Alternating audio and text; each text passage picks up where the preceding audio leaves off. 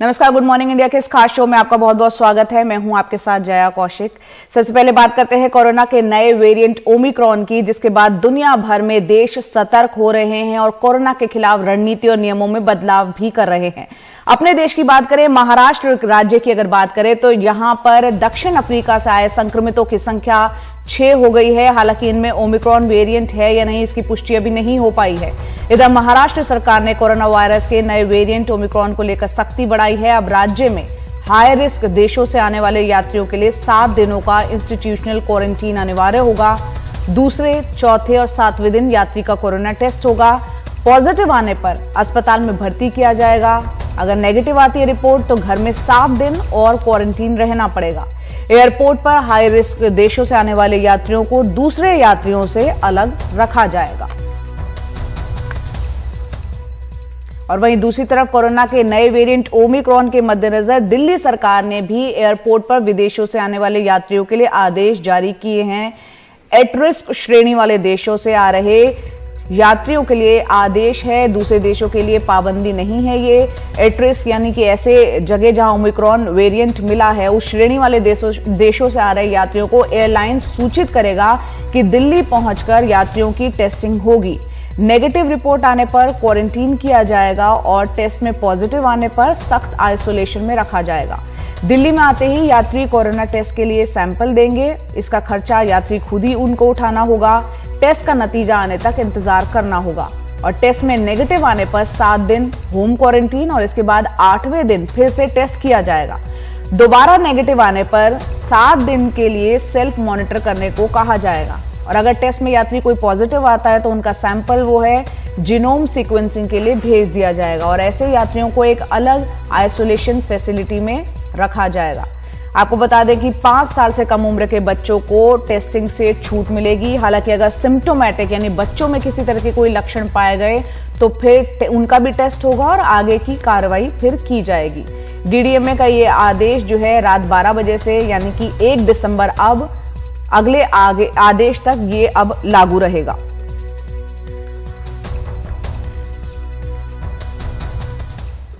और Omicron variant के मद्देनजर केंद्रीय स्वास्थ्य मंत्रालय ने राज्यों और केंद्र शासित प्रदेशों के साथ बैठक की है और राज्यों से कहा गया है कि जिलेवार तरीके से टेस्टिंग की संख्या को बढ़ाया जाए, क्योंकि ओमिक्रॉन वेरिएंट जो है वो आरटीपीसीआर और रैपिड एंटीजन टेस्ट जो किया जाता है उसकी पकड़ में है। ओमिक्रॉन आरटीपीसीआर और रैपिड एंटीजन टेस्ट की पकड़ में है, यानी इन दोनों टेस्टों से इस नए वेरिएंट की मौजूदगी का पता लगाया जा सकता है।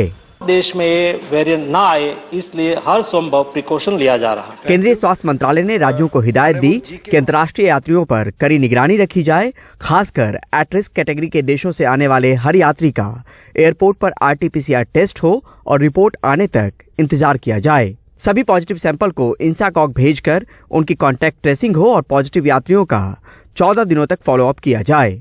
जो नेगेटिव हुए हैं उनके घरों तक भी पहुंचकर फिजिकल मॉनिटरिंग की जाए। हॉटस्पॉट या मामलों के क्लस्टर बन रहे इलाकों के सभी पॉजिटिव सैंपल इंसाकॉग लैबोरेटरी भेजे जाएं। अस्पतालों में बुनियादी सुविधाओं को दुरुस्त रखने की जरूरत है कि ओमिक्रॉन वेरिएंट अभी दुनिया के 14 कंट्री में पाया गया है और यहाँ उसका अभ्यास हो रहा है। इंडिया में अभी उसका कोई केस रिपोर्ट नहीं हुआ है।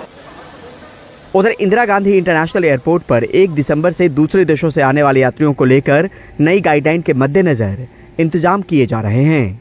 वहीं दिल्ली सरकार ने लोकनायक अस्पताल को ओमिक्रॉन डेडिकेटेड अस्पताल घोषित किया है। मैंने सभी विभागों के जो भी संबंधित विभाग हैं उनके साथ मीटिंग की और उससे निपटने के लिए जो तैयारियां करने की ज़रूरत है उनका जायजा लिया। सब चीज़ों पे चर्चा की गई, क्या हमारे पास कितने बेड्स की ज़रूरत है, कितने बेड्स हैं, टेस्टिंग कितनी ज़रूरत है, ऑक्सीजन की कितनी ज़रूरत पड़ सकती है, वैक्सीनेशन का क्या स्टेटस चल रहा है, आईसीयू कितने बेड्स की ज़रूरत पड़ सकती है, मैन पावर कितनी ज़रूरत पड़ेगी, इन सारी चीज़ों का जायजा लिया। अभी इस वक्त हम लोगों ने 30,000 ऑक्सीजन बेड्स तैयार कर लिए हैं।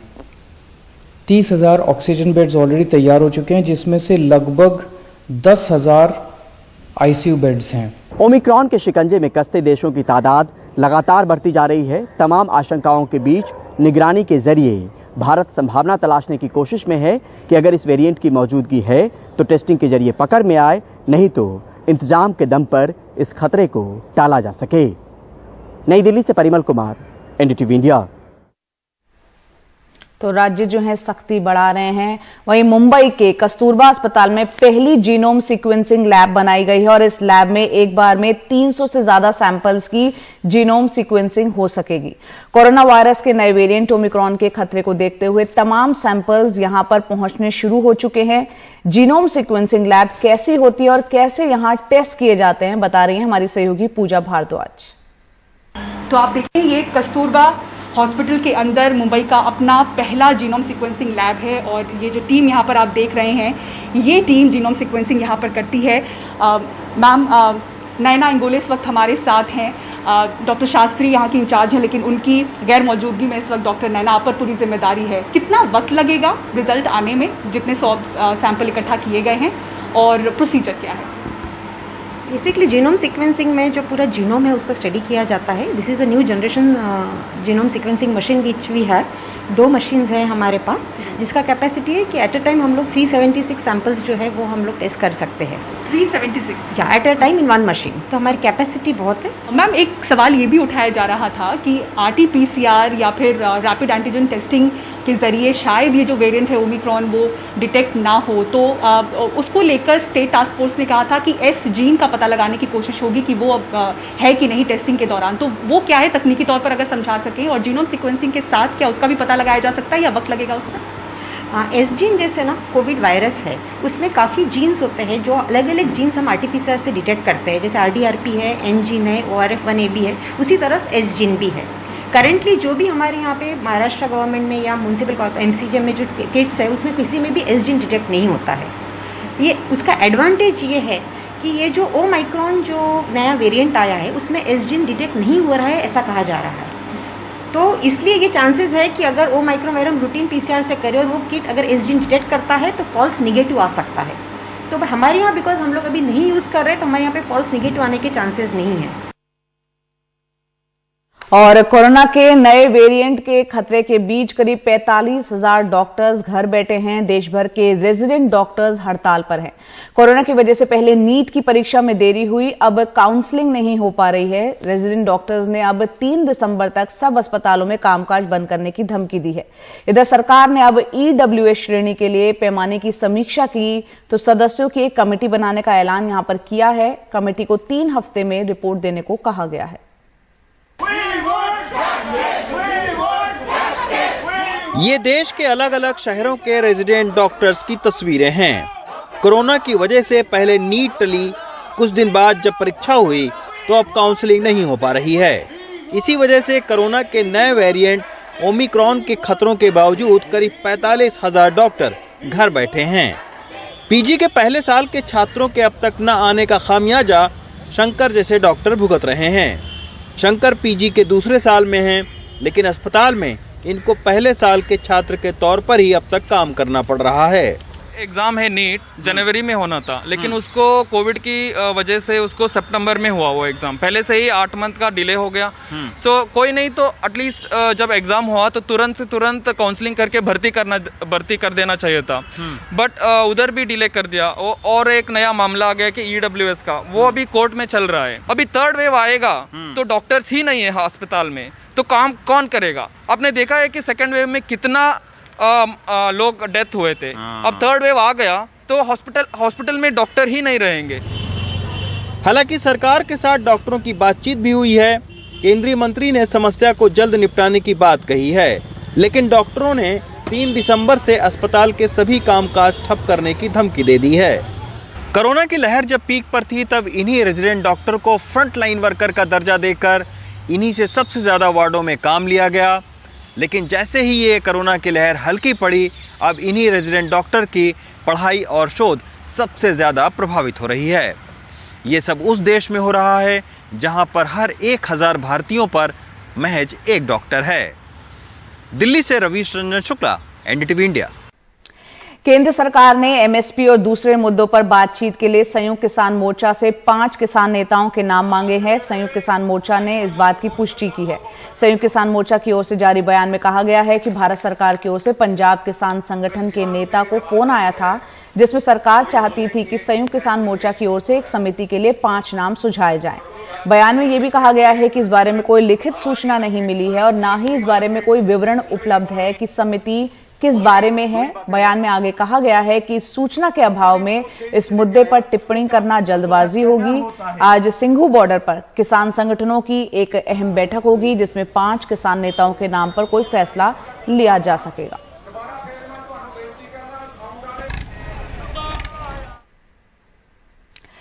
बैंक बचाओ देश बचाओ नारे के साथ अब बैंकों के निजीकरण का विरोध हो रहा है। सरकार इसी सत्र में बैंकिंग संशोधन बिल लाने वाली है। All India bank officers confederation के बैनर तले जंतर मंतर पर सैकड़ों बैंक कर्मी और उनसे जुड़े हुए लोग इकट्ठा हुए हैं, जो बैंकों के निजीकरण के खिलाफ लंबी लड़ाई लड़ने की तैयारी में लगे हैं। देखते हैं रिपोर्ट।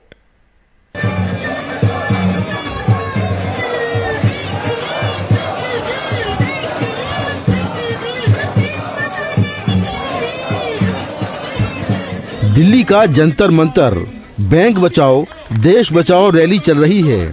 देश भर से बैंक कर्मचारी, किसान और छात्र इकट्ठा हुए हैं। इन लोगों का कहना है कि सरकार संसद के इसी सत्र में बैंकिंग संशोधन बिल लाने वाली है। अगर ये बिल पास हो गया तो सरकारी बैंक निजी हाथों में चले जाएंगे, जो देश के लिए घातक हैं। मुख्यमंत्री महोदय के पास 4-5 सवाल है। ये निजीकरण किसके हित में हो रहा है? ये क्या आम आदमी के हित में हो रहा है या चंद पूंजीपतियों के हित में हो रहा है? अगर बैंक निजीकरण हो जाए तो ये आम नागरिक है, जिसका जो धनराशि है, जिसका जो जमा पैसा है, ये क्या सुरक्षित रहेगा? प्रदर्शनकारियों का कहना है कि 500 से ज्यादा बैंक पहले ही दिवालिया हो चुके हैं। लोगों का करोड़ों रुपया डूब गया है। सरकार ने कॉरपोरेट का लाखों करोड़ों रुपए का लोन माफ कर दिया है। अब निजीकरण के बाद क्या कमजोर तबके के लोगों को बैंक की नौकरी में आरक्षण मिल पाएगा और क्या गरीब लोगों को सस्ती बैंकिंग मिल पाएगी? ये जो गरीब तबका है, आज उन सबको कहीं ना कहीं एक हक देने में, उनके रोजी रोटी चलाने में, उनका जीवन में एक बहुत महत्वपूर्ण एक उनका भाग है।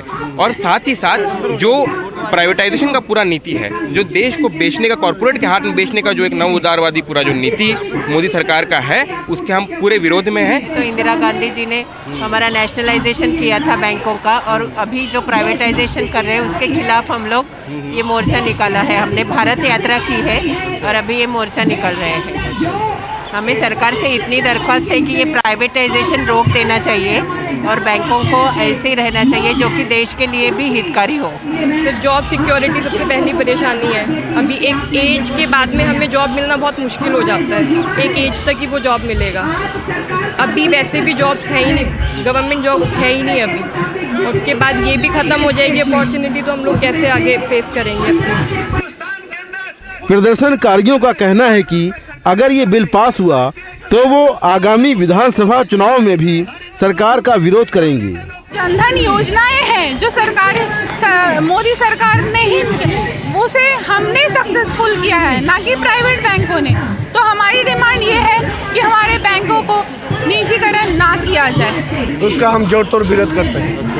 क्यों विरोध कर रहे हैं? क्या परेशानी? प्राइवेटाइजेशन किसी का भी हित में नहीं है। प्राइवेटाइजेशन सिर्फ कॉर्पोरेट का हित में है। वो एंटी एम्प्लॉय है, एंटी पीपल है, एंटी सोशल है।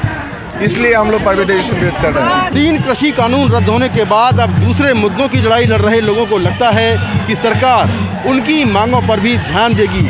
एक ऐसी ही लड़ाई बैंकों के निजीकरण के विरोध की है। नई दिल्ली से कैमरामैन मोहम्मद मुर्सलिन के साथ मैं मुकेश सिंह, एनडीटीवी इंडिया। आगे बढ़ते हैं, बात करते हैं यूपी टीईटी पेपर लीक मामले में एसटीएफ ने पेपर छापने वाली प्रिंटिंग कंपनी के डायरेक्टर अनूप प्रसाद को पूछताछ के बाद गिरफ्तार किया है। पेपर छापने का काम दिल्ली के आरएसएम फिनसर्व लिमिटेड को दिया गया था। एसटीएफ ने कंपनी के निदेशक को नोएडा के एसटीएफ कैंपस में पूछताछ के बाद गिरफ्तार किया है।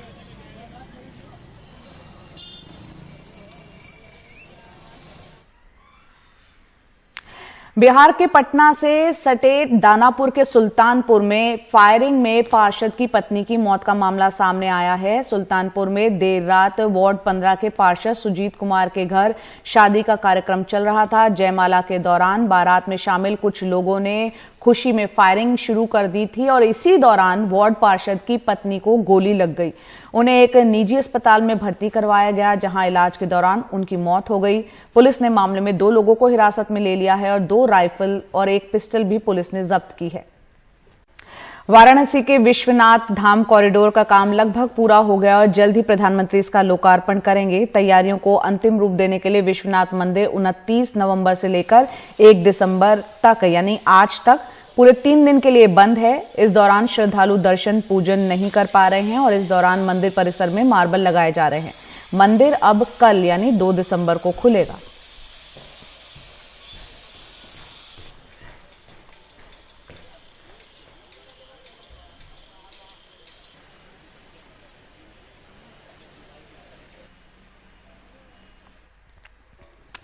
उन्नीस से हर साल 1 दिसंबर को विश्व एड्स दिवस मनाया जाता है। ये दिन इस बीमारी से दुनिया के एकजुट होकर लड़ने का प्रतीक है। इस बीमारी के प्रति जागरूकता बढ़ाने का प्रतीक है। इस बीमारी से ग्रस्त लोगों के साथ खड़े होने, उनकी मदद करने का प्रतीक है। HIV से जुड़ी बीमारी से जान गंवाने वालों को याद करने का प्रतीक है।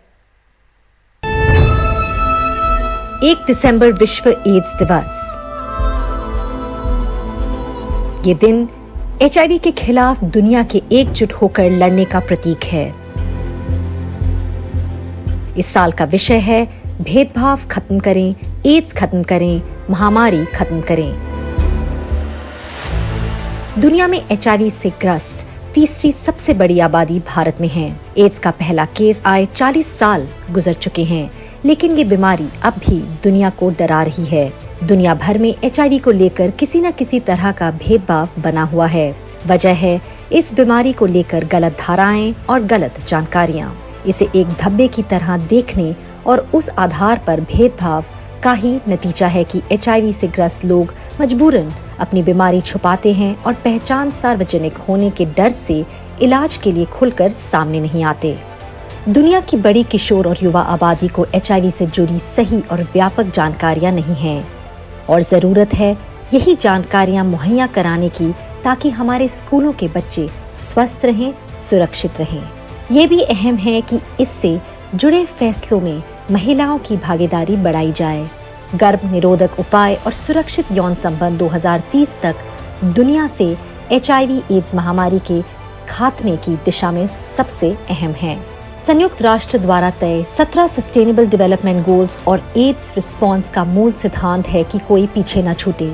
यही है इस साल के डिटॉल बनेगा स्वस्थ इंडिया अभियान का भी मूल विचार। एड्स महामारी तब तक खत्म नहीं की जा सकती जब तक इससे पीड़ित हर व्यक्ति की जरूरतों का ध्यान न रखा जाए। पूरी आबादी को इससे जुड़ी सही जानकारियां मुहैया न करा दी जाए और सुरक्षित रहने के उपाय न समझा दिए जाएं। आइए इस विश्व एड्स दिवस पर हम समझें और समझाएं कि कैसे दुनिया भर में एड्स को लेकर भेदभाव हम सबको सामूहिक तौर पर प्रभावित कर रहा है। आइए एड्स के प्रति भेदभाव खत्म करें और इसके साथ एड्स और अन्य महामारियों का खात्मा करें। और बात करते हैं महंगाई की, जिसके लिए एक आम इंसान के लिए घर चलाना बेहद मुश्किल होता जा रहा है। टमाटर अभी भी 80 से 100 रुपए मिल रहा है। आम आदमी परेशान है और साथ ही परेशान किसान भी है। मंडियों में टमाटर 50% कम पहुंच रहे हैं और ऐसे में अगले 1-2 महीने टमाटर की कीमत शायद ही कम हो।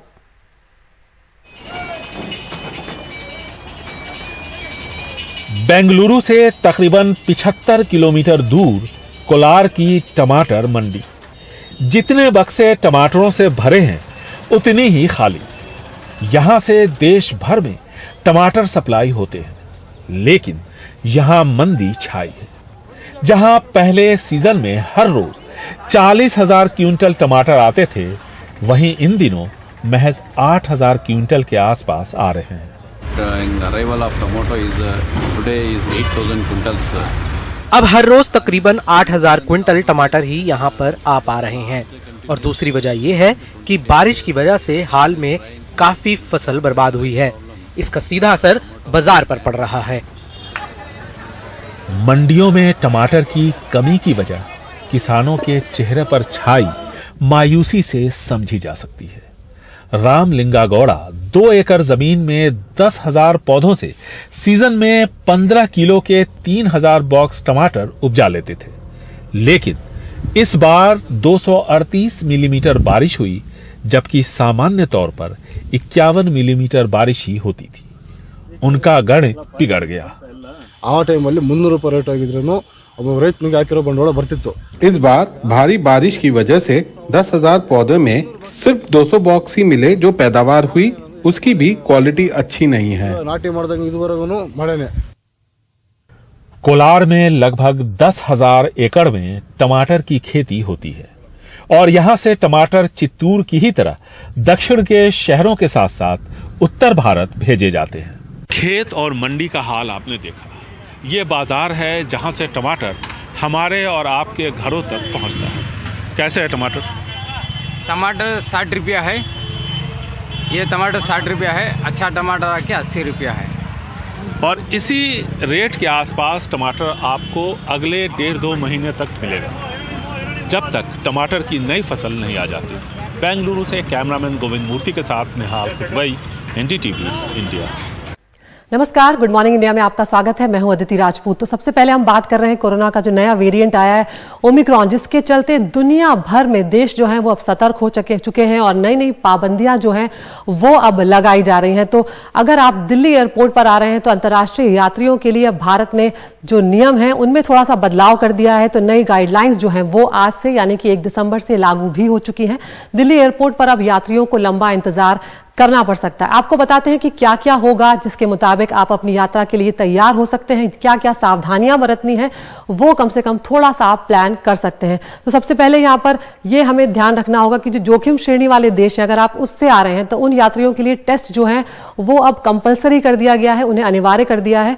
और यहाँ पर एक जो परेशानी वाली बात होगी वो ये होगी कि अब जो टेस्ट का परिणाम जब आता है, हम जानते हैं कि उसमें थोड़ा वक्त लगता है, तो 4 से 6 घंटों का इंतजार यात्रियों को करना पड़ सकता है। यानी कि अब आप जब ऐसे जो देश एट रिस्क श्रेणी में रखे गए हैं वहां से अगर आप ट्रैवल करके आ रहे हैं तो आपको एयरपोर्ट पर लंबा इंतजार करना पड़ेगा अपनी यात्रा के घंटों के अलावा। तो ये जो देश हैं यात्रियों के लिए आदेश दिए गए हैं एट रिस्क वाली जो श्रेणी में है उनके लिए। दूसरे देशों के लिए अभी इस तरह की पाबंदियां नहीं है, यानी कि उनके लिए जो कोविड टेस्ट है वो फिलहाल अनिवार्य नहीं किया गया है। इसके अलावा जो एट रिस्क श्रेणी वाले देश हैं यात्रियों को एयरलाइन सूचित करेगा कि दिल्ली जब आप पहुंचेंगे तो वहां पर आपकी टेस्टिंग होगी। तो कुछ लोग ऐसे भी होंगे जिन्हें पता ना लगे, लेकिन बाद में एयरलाइंस के जरिए उन्हें सूचना मिल जाएगी। अगर नेगेटिव रिपोर्ट आती है तो क्वारंटीन किया जाएगा और टेस्ट में पॉजिटिव आने पर सख्त आइसोलेशन जो है उसका सामना भी करना पड़ेगा। दिल्ली में आते ही यहां पर यह भी देखना होगा कि जो यात्री हैं उनको जो सैंपल हैं वो देने ही होंगे, लेकिन एयरपोर्ट पे जो एट रिस्क वाली श्रेणी है उन्हीं की टेस्टिंग अनिवार्य होगी यहाँ पर। और जो टेस्ट आपके होंगे उसका खर्चा खुद यात्रियों को ही वहन करना होगा। जो टेस्ट का नतीजा आएगा तब तक आपको इंतजार भी करना होगा। तो इस तरह से हम अंदाजा लगा सकते हैं कि अगर आपकी ट्रैवल के 8 से 9 घंटे अगर आप यूरोप जैसे देशों से आ रहे हैं तो वहां पर अब आपके टेस्ट के बाद जो घंटे हैं वो थोड़े और बढ़ जाएंगे। और अगर आप टेस्ट में नेगेटिव आते हैं तो 7 दिन होम क्वारंटीन आपको रहना होगा और इसके बाद 8वें दिन फिर से आपका टेस्ट किया जाएगा ताकि किसी भी तरह का रिस्क जो है, जो खतरा है, उससे बचा जा सके। और दोबारा नेगेटिव आने पर 7 दिन के लिए सेल्फ मॉनिटर करने को कहा जाएगा और उसके बाद ही आपको बाहर निकलने की इजाजत दी जाएगी ताकि किसी भी तरह के खतरे को टाला जा सके। लेकिन अगर आप टेस्ट में पॉजिटिव आए तो आपका सैंपल जो है वो जीनोम सीक्वेंसिंग के लिए भेजा जाएगा और उसके बाद कॉन्टैक्ट ट्रेसिंग जो है वो स्टार्ट हो जाएगी कि किन यात्रियों ने आपके आसपास यात्रा की थी या आपकी किन किन से मुलाकात हुई है, कहां कहां पर आप कांटेक्ट हुए हैं। तो ऐसे में वो ट्रेसिंग जो है वो जरूरी होगी और आइसोलेशन फैसिलिटी जो है ऐसे यात्रियों के लिए अलग से रखी जाएगी, उनके लिए अलग से व्यवस्था भी की जाएगी। अब सवाल आता है कि बच्चों के साथ क्या होगा। जो 5 साल से कम उम्र के बच्चे हैं उनको टेस्टिंग से छूट मिल जाएगी। हालांकि अगर सिम्टम होते हैं, अगर बच्चों में लक्षण पाए जाते हैं तो फिर उनका टेस्ट जो है वो जरूर करना होगा, क्योंकि अगर लक्षण है तो फिर उन्हें छोड़ा नहीं जा सकता उस तरीके से और उसके हिसाब से फिर आगे की जो कार्रवाई है वो की जाएगी। तो डीडीए में जो है यहाँ पर ये आदेश 1 दिसंबर यानी अब आज से लागू हो गया है और अगले आदेश तक ये जो है लागू रहने वाला है। तो इस तरह की सावधानियां आपको यहाँ पर बरतनी होंगी। हम सीधा रुख कर रहे हैं हमारे सहयोगी परिमल कुमार का। परिमल, यहाँ पर आज से जो नई गाइडलाइंस चालू हो गई हैं उसको देखते हुए हमें समझ में आ रहा है कि अब यात्रियों को बहुत ज्यादा सावधानियां तो बरतनी ही होंगी, लेकिन धीरज से भी काम लेना होगा, क्योंकि जिन देशों से, जो अगर एट रिस्क वाले देशों से आ रहे हैं आप, तो आपको 8.5, 9 से 10 घंटों का ट्रैवल होगा। उसके अलावा 5 से 6 घंटे दिल्ली एयरपोर्ट पर भी लग जाएंगे, क्योंकि एक बार में कई बार कंपनियों को 400 से 500 टेस्ट करने पड़ रहे हैं। निश्चित तौर पर, क्योंकि आरटीपीसीआर की रिपोर्ट आने में 5 से 6 घंटे का वक्त लगता है, अभी तो उतना इंतजार उनको करना पड़ेगा। खासकर तमाम देश हैं और उसके अलावा 11 देशों को शामिल किया गया है, यानी 14 देश से कहीं ज्यादा देश इसमें हैं एट रिस्क वाले कैटेगरी की श्रेणी में। और ये इसलिए किया गया है क्योंकि यहाँ पे ओमिक्रॉन के मामले बहुत ज्यादा रिपोर्ट हुए हैं, तो उनको कैटेगराइजेशन किया गया है। यात्रियों को एक लंबा इंतजार करना पड़ेगा, लेकिन इस इंतजार के पीछे का मकसद भी समझिए कि कोई भी एसिम्प्टोमेटिक आदमी ओमिक्रॉन वेरिएंट लेकर कंट्री में दाखिल ना हो रहा हो, उसको लेकर एक पहल की जा रही है भारत सरकार की तरफ से। क्योंकि कई लोगों ने तो ये भी कहा, अलग अलग सरकारों ने, कि अंतर्राष्ट्रीय उड़ानों पे पाबंदी लगा देनी चाहिए, लेकिन सरकार ने जब उड़ानों को खोला है तो एहतियात बरतने के मद्देनजर ये फैसला किया गया है। और ये भी समझना पड़ेगा कि जितने भी दूसरे देश एट रिस्क कैटेगरी वाले देश अगर नहीं है और विदेश से कोई यात्री आ रहा है, तो रैंडम सैंपलिंग की जाएगी 5% पैसेंजर्स की। ये भी रैंडम सैंपलिंग के हिसाब से तय किया जाएगा कि वो पॉजिटिव है या नहीं। यानी उन यात्रियों को भी जो एट रिस्क कैटेगरी वाले कंट्री के नहीं है, उनको भी जो 5% यात्री है उनको इंतजार करना पड़ेगा। तो इंतजार के पीछे का मकसद ये है कि सिर्फ अंतर्राष्ट्रीय फ्लाइट को लेकर जद्दोजहद नहीं चल रही थी, बल्कि देश में जहां जहां पे टेस्टिंग कम हो रही है, अगर वेरिएंट की मौजूदगी है तो वो खंगाला जा सके, पता लगाया जा सके। अगर कोई क्लस्टर बन रहा है तो वहां पर जितने भी पॉजिटिव सैंपल है उनको जीनोम सीक्वेंसिंग के लिए भेजा जाए। ये तमाम हिदायतें हैं, लेकिन एक अंतर्राष्ट्रीय, क्योंकि अभी तक देश में मामला रिपोर्ट नहीं हुआ है ओमिक्रॉन वेरिएंट का, तो विदेशों में मामला जहां जहां रिपोर्ट हुआ है उन यात्रियों को लेकर सावधानी बरतने की कोशिश है कि खासतौर पे एसिम्प्टोमेटिक जो पैसेंजर हैं वो कम से कम बीमारी लेकर यहाँ पर दाखिल ना हो, क्योंकि 72 घंटे पहले का आरटीपीसीआर रिपोर्ट लेकर आपको आना भी अनिवार्य है अगर कोई ट्रैवल कर रहा है। तो एयर सुविधा पोर्टल पर 14 दिनों के ट्रैवल की जानकारी भी सेल्फ डिक्लेरेशन के जरिए यात्रियों को देनी होगी, क्योंकि कहाँ कहाँ गए हैं। तो ये तमाम कोशिश और कवायद जो है वो आज से शुरू हो गया है अंतर्राष्ट्रीय उड़ानों को लेकर, अंतर्राष्ट्रीय जो विमान सेवाएं हैं उनके यात्रियों को लेकर। जी परिमल, स्वास्थ्य मंत्रालय भी आप लगातार कवर कर रहे हैं, तो ऐसे में यहाँ पर स्वास्थ्य मंत्रालय की तरफ से अब तक इस बात की कोई पुष्टि नहीं हुई है। परिमल, हम अपने दर्शकों की तसल्ली के लिए भी जानना चाह रहे हैं कि अपने देश में अभी तक एक भी जो ओमिक्रॉन वेरिएंट है उसका मरीज नहीं मिला है। नहीं, अभी तक इस वेरिएंट की मौजूदगी नहीं है देश में। और कल केंद्रीय स्वास्थ्य मंत्री मनसुख मांडविया ने राज्यसभा में कहा था कि अभी तक कोई मौजूदगी नहीं है। जो साइंटिस्ट हैं उनके पास भी अभी तक ये खबर नहीं है कि इसकी कोई वेरिएंट की मौजूदगी है। लेकिन इस आशंका से इनकार नहीं किया जा सकता आदिति, इस आशंका से इसलिए नहीं इनकार किया जा सकता है कि इसका ओरिजिनेशन सिर्फ साउथ अफ्रीका से नहीं हुआ है। अलग अलग देशों की हिस्ट्री को देखेंगे तो जो लोग साउथ अफ्रीका नहीं गए थे और बाकी देशों में वो पॉजिटिव हुए हैं, उनके अलग अलग देशों की हिस्ट्री, यानी ये वेरिएंट जो है अलग अलग जगहों पे मूल रूप से इसका असर है।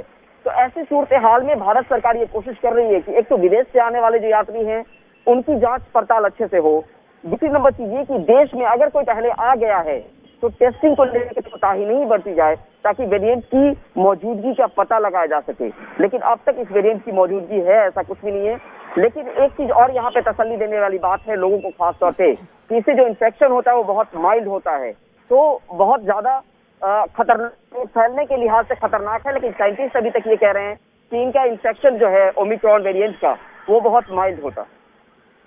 बिल्कुल परिमल, बहुत शुक्रिया आपका इस तमाम जानकारी के लिए। तो यहाँ पर सबसे बड़ी बात जो सामने निकल कर आ रही है, जैसा कि परिमल भी कह रहे हैं कि सावधानी ही इस वक्त सबसे जरूरी है और सबसे कहें एक तरह से बड़ा हथियार है, क्योंकि अगर अभी भी कुछ लोग हैं जिन्होंने अपनी दूसरी डोज में देरी कर दी है, उन्हें बिल्कुल भी देर नहीं करना चाहिए, क्योंकि अब किसी भी तरह की देरी हमें परेशान कर सकती है। अब हम आगे बढ़ते हैं। हमने दिल्ली एयरपोर्ट की स्थिति बताई, दिल्ली में किस तरह के नियम है वो बताएं। अब हम मुंबई की बात करते हैं। हम जानते हैं कि महाराष्ट्र में दक्षिण अफ्रीका से आए जो आज संक्रमित यात्री हैं उसमें से 6 यात्री जो हैं वो कोरोना पॉजिटिव पाए गए हैं, लेकिन अभी यहाँ पर ये साफ करना जरूरी है कि वो नए वेरिएंट से संक्रमित हैं या नहीं है, इसकी अभी जांच की जा रही है। तो इनमें ओमिक्रॉन वेरिएंट है या नहीं इसकी पुष्टि अभी तक तो नहीं की गई है। और महाराष्ट्र सरकार ने कोरोना वायरस के नए वेरिएंट ओमिक्रॉन को लेकर जो सख्ती बढ़ाई है उसकी जानकारी आपको दे दे। हाई रिस्क देशों से, जो कि एट रिस्क वाले देश हैं, उनसे आने वाले यात्रियों को 7 दिनों का इंस्टीट्यूशनल क्वारंटीन अब अनिवार्य कर दिया गया है। दूसरे, चौथे और 7वें दिन उन यात्रियों का कोरोना टेस्ट किया जाएगा पॉजिटिव आने पर अस्पताल में इन्हें भर्ती भी किया जाएगा और अगर नेगेटिव आते हैं तो घर में 7 दिनों के लिए इन्हें फिर से क्वारंटीन रहना पड़ेगा, यानी कि 7 दिनों का इंस्टीट्यूशनल क्वारंटीन होगा और 7 दिनों के लिए इन्हें घर में भी क्वारंटीन रहना होगा। एयरपोर्ट पर हाई रिस्क देशों से आने वाले यात्रियों को दूसरे यात्रियों से अलग रखा जाएगा। और अब हमारी खास पेशकश देश प्रदेश। धान की बम्पर फसल के बाद भी तेलंगाना के किसान बेहद परेशान हैं। राज्य के धान खरीद केंद्रों में अपनी फसल बेचने के लिए किसानों को महीनों तक इंतजार करना पड़ रहा है। इस दौरान खुले में रखी उनकी फसल भी बारिश में खराब हो रही है और खरीद केंद्र के अधिकारी धान में नमी की मात्रा 17 से कम होने पर ही खरीद करते हैं, लेकिन बारिश के कारण नमी की मात्रा भी अधिक है, जिसके चलते उनकी फसल भी नहीं बिक रही है। ज्यादा जानकारी दे रही है उमा सुधीर। तेलंगाना के मुख्यमंत्री के चंद्रशेखर राव ने किसानों से कहा है कि इस रबी में आप धान मत उगाइए, क्योंकि आपको खरीदने वाला कोई नहीं मिलेगा, क्योंकि यहाँ के सरकार ने, राज्य की सरकार ने अब निश्चय किया है कि अब कोई धान नहीं खरीदा जाएगा, क्योंकि जो केंद्र सरकार है उन्होंने मना कर दिया है यहाँ के से जो बार बॉइल्ड राइस जिसको कहा जाता है, जो इडली वगैरह या डोसा वगैरह में और कुछ जगहों में खाया भी जाता है, उस राइस को खरीदार उसके कोई नहीं है और इसलिए केंद्र सरकार उसको खरीदना नहीं चाहती।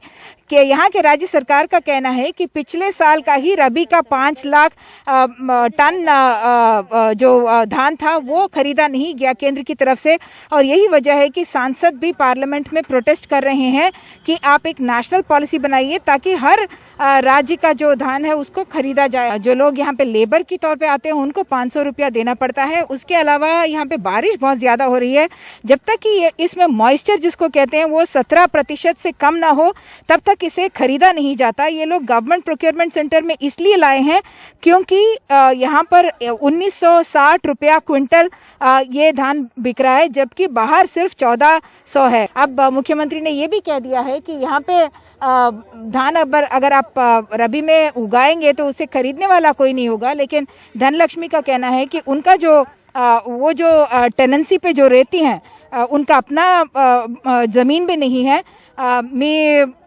మీ దానిలో వరి తప్ప ఏం రాదంటున్నారా? వరి తప్ప మా దాంట్లో ఏం రాదు మేడం. మొక్కజొన్నలు కందులు ఇవన్నీ వేసినా కానీ నీళ్లు ఉంటాయి, ఎప్పుడు నీళ్లుండి అవన్నీ ఖరాబ్ అవుతాయి, మళ్ళా మొలవు చవుడు కొడుతుంది। इनके खेत में न मक्का न ही दाल उग सकता है और इसलिए उनका कहना है कि वो सिर्फ धान ही उगा सकती हैं और उसके लिए खरीदार चाहिए। बोनगिर जिले से तेलंगाना, कैमरा पर्सन नागराजू के साथ उमा सुधीर, एनडीटीवी इंडिया के लिए। उत्तर प्रदेश में टीचर एलिजिबिलिटी टेस्ट का जो पर्चा लीक हुआ उस मामले में एसटीएफ लगातार एक के बाद एक गिरफ्तारियां कर रही है और एक बड़ी गिरफ्तारी अब हुई है। एसटीएफ ने पेपर छापने वाली प्रिंटिंग कंपनी के डायरेक्टर अनूप प्रसाद को पूछताछ के बाद गिरफ्तार कर लिया है। पेपर छापने का काम दिल्ली के RSM फिनसर्व लिमिटेड को दिया गया था। एसटीएफ ने कंपनी के निदेशक को नोएडा के एसटीएफ कैंपस में पूछताछ के बाद गिरफ्तार किया है और माना जा रहा है कि इसके बाद कई और कड़ियां इस मामले में जुड़ सकती हैं। और वाराणसी की बात करते हैं, जहां पर विश्वनाथ धाम कॉरिडोर का काम लगभग पूरा हो चला है और जल्दी ही प्रधानमंत्री नरेंद्र मोदी इसका लोकार्पण भी करेंगे। तैयारियों को अंतिम रूप देने के लिए विश्वनाथ मंदिर को 29 नवंबर से लेकर 1 दिसंबर तक 3 दिनों के लिए बंद किया गया है। इस दौरान श्रद्धालु दर्शन और पूजन नहीं कर पा रहे हैं।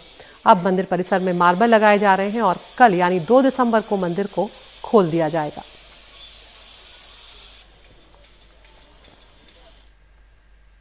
और अब वक्त हो गया है टॉप 5 का। रोज हम आपको 5 खबरें दिखाते हैं और आप चुन सकते हैं अपनी पसंद की खबर। तो अब जो ओमिक्रॉन नया वेरिएंट निकल कर आया है कोरोना का, उसके चलते पहली खबर जो है वो यही बनी हुई है और मुंबई में अब नियम बदल दिए गए हैं और एट रिस्क श्रेणी वाले जो देश हैं, अगर आप वहां से यात्रा कर आ रहे हैं तो यहाँ महाराष्ट्र में, मुंबई में आपको 7 दिनों का क्वारंटीन अनिवार्य होगा। दूसरी खबर MSP के मुद्दे से है, जब बातचीत के लिए सरकार ने 5 किसान नेताओं के नाम मांगे हैं।